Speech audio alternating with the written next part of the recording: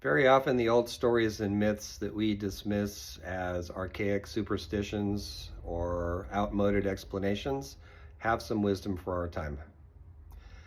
This is the third video in a series on stories that re-enchant. And I want to give you a possible example.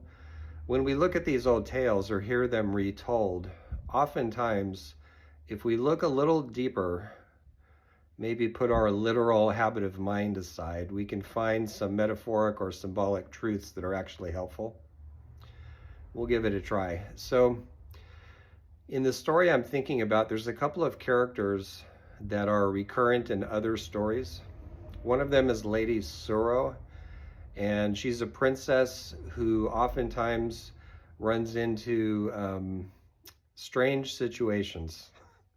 And she's kind of a mystic. She's kind of reflective, maybe not fully in the here and now. And then the other character doesn't have a name, but he's an old man with a cow. And he just kind of shows up. He's always in the background. He's not a hero. He's kind of an advisor figure, maybe. I'd sort of like to be him when I grow up. In any case, so in the story I'm thinking about, Lady Sorrow and her retinue are making their way up a coastal road. So there's her, there's the prince, there's all their retainers. And then in the background, there's the old man with the cow. And at one point, he gives her some flowers. He picks some flowers and gives them to her. And then the story takes an odd twist because a sea serpent comes up out of the ocean and grabs Lady Sorrow and pulls her under the water. And it's such a shock, nobody knows what to do. So the prince, who's supposed to be in charge of all this, just collapses. He's useless. Nobody else knows either.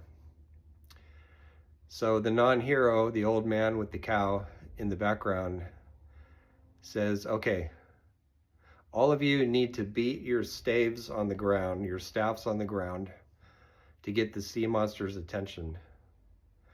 And then when it reappears, you need to shame it and demand Lady Sorrow back. So they do this. They beat their staffs on the ground.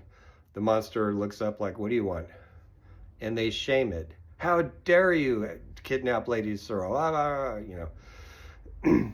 And the sea monster feels so bad that it brings her back up from underwater and puts her on her feet and leaves. So a couple of things about this story. One of them, maybe I'll take this up in a different video, is that when Lady Sorrow's under the water, she sees a magical kingdom. That's important.